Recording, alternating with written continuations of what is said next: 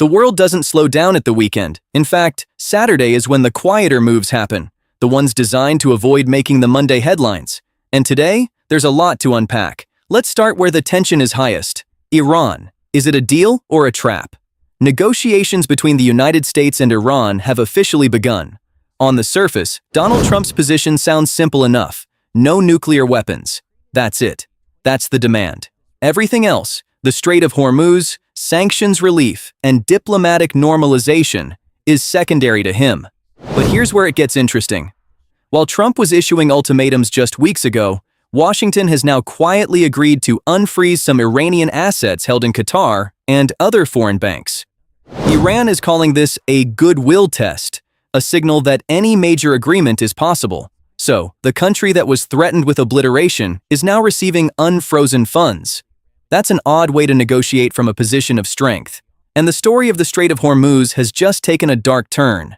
According to Reuters, citing sources familiar with the talks, Iran may not be physically capable of quickly reopening the strait because it cannot locate and remove all the sea mines it planted there. What was supposed to be Iran's ultimate leverage, the ability to block global oil shipments, has now become a liability. It's a trap they set for others that they've now partially fallen into themselves. So what are we actually watching here? The US is showing money. Iran is demonstrating that even full compliance could take time. Both sides are framing this as progress. Whether this is genuine diplomacy or elaborate theater remains to be seen, but the direction of travel is clearer than it has been in years. Speaking of Iran, the country's new supreme leader, Mojtaba Khamenei, hasn't appeared in any photos or videos since March. Now, Reuters is reporting, citing 3 separate sources with direct knowledge, why this is the case. During the attack on his Tehran residence, Khamenei reportedly suffered serious injuries, including facial disfigurement and the potential loss of one leg. He is said to be conscious and still reportedly participating in key decisions via audio conference. However, there has been no visual confirmation. No public statement. No appearance. This matters enormously. The supreme leader of Iran is not just a political figure. He is a theological and symbolic linchpin of the entire system. An invisible leader who makes decisions via audio calls creates a power vacuum that can be exploited. According to Reuters sources, there is real uncertainty within the Iranian government itself. Nobody is sure how much control he has over current events. Watch this space carefully. Is Norway the next enemy? Thousands of kilometers to the north, Russia's propaganda machine is churning out a new narrative, and this one follows a very familiar script. Over the past 2 days, Russian state media outlets, including TASS, have been promoting the idea that Ukraine and Norway are collaborating on sabotage operations against Russian ships in the Barents Sea and the Norwegian Sea. The framing is urgent and alarming, with very specific details that lend credibility to the propaganda. However, according to the Barents Observer, which covers this region closely, this is not what is actually happening. Britain and Norway have indeed increased military activity in the north. However, it is not to attack Russian vessels. They are tracking Russian submarines operating near critical undersea infrastructure, the cables and pipelines that connect Europe's communication and energy networks. London has officially confirmed this, stating that there are no signs of damage, but that monitoring is ongoing. In other words, it was Russia's submarines that were moving aggressively near critical infrastructure. NATO surveillance was the response. Meanwhile, Moscow's response was to preemptively accuse others of the aggression it was already conducting. This pattern, accusing others of doing exactly what you're doing before doing more of it, is not new. However, it is important to highlight it every time it occurs, as it often precedes an escalation. Ukraine. Building for war, not peace. The situation in Ukraine continues to deteriorate.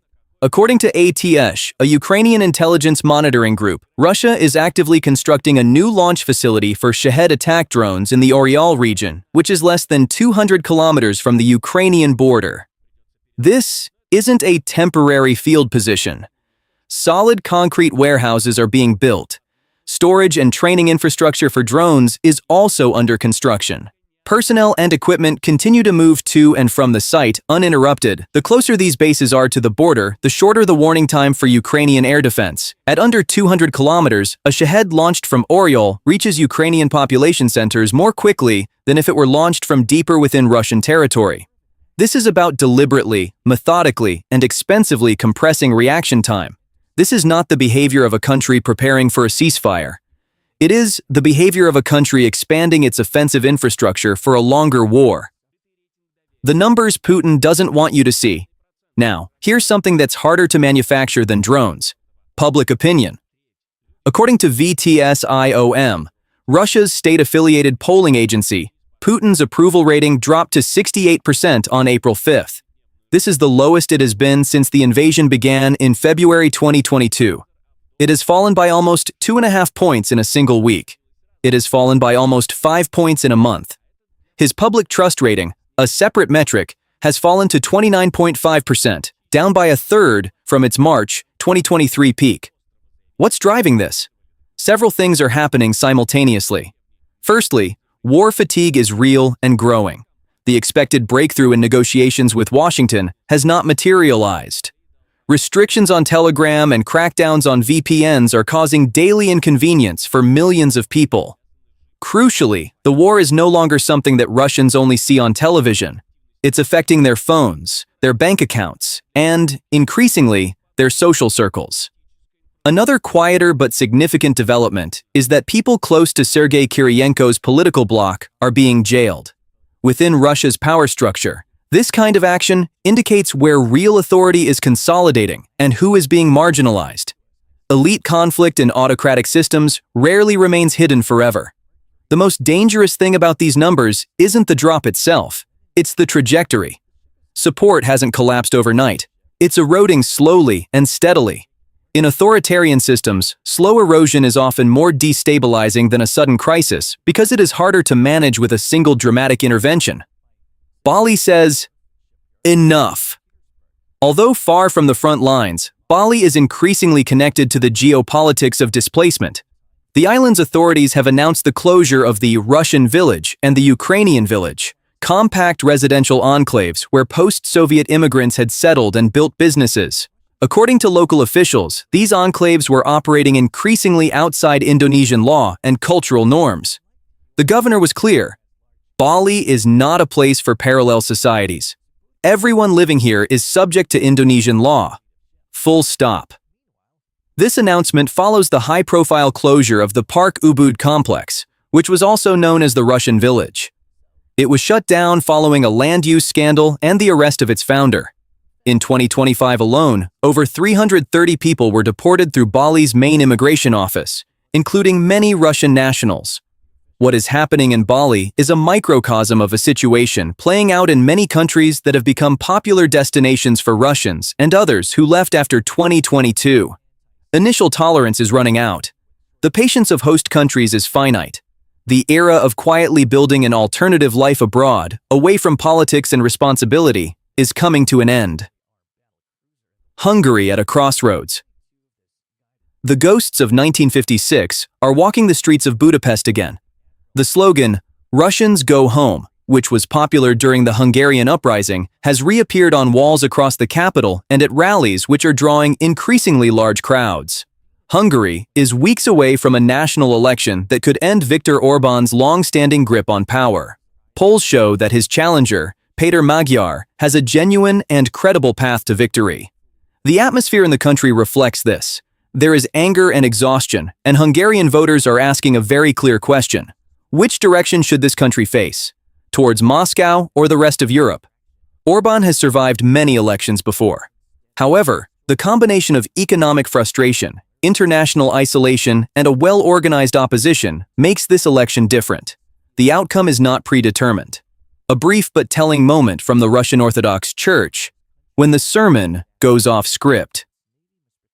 During the Holy Thursday liturgy, one of the most important services in the Orthodox calendar held just days before Easter, Patriarch Kirill began speaking about Christmas and Epiphany, feasts celebrated in January. He continued for several minutes before being redirected back to the day's topic. According to The Insider, the passage was subsequently edited out of the official church website without explanation. This is not the first time that questions have been raised about Kirill's cognitive state. It's a sensitive topic, and it would be wrong to draw definitive medical conclusions from a single episode. However, given that the institution has served as a key ideological pillar of the Kremlin's war narrative, the condition of its leader is not a trivial matter. The moon. And what it means, Finally, here's something worth pausing on. The Artemis II crew has returned safely to Earth, splashing down in the Pacific Ocean off the coast of San Diego. 4 astronauts. This was the first crewed lunar flyby in over 50 years. They set a new record for the farthest distance any human has ever traveled from Earth. Commander Reed Wiseman confirmed that all crew members were in good health after landing. NASA successfully tested the Orion spacecraft's atmospheric re-entry at high speed, the most dangerous phase of the mission. It passed. This matters beyond the symbolism. Artemis II was a dress rehearsal. The systems worked, the mission architecture held up. The next step, landing humans on the moon again, is now a tangible goal. It is now an imminent engineering challenge, not an unattainable aspiration. In a week of war, erosion, and uncertainty, it is worth ending on this positive note. Humans flew around the moon and returned safely. That happened. It's real. The events of Saturday evening, April 11th, leave us with more questions than answers, but also with a clearer idea of where the pressure points are. These include Iran's negotiations, Russia's infrastructure buildup, Hungary's election, and the slow unraveling of a system that once seemed invincible. Stay skeptical. Stay informed. We'll be back.